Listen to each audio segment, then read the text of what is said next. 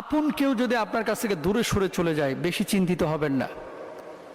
বিপদ যখন আসে, চতুর্মুখী বিপদ কিন্তু আসে।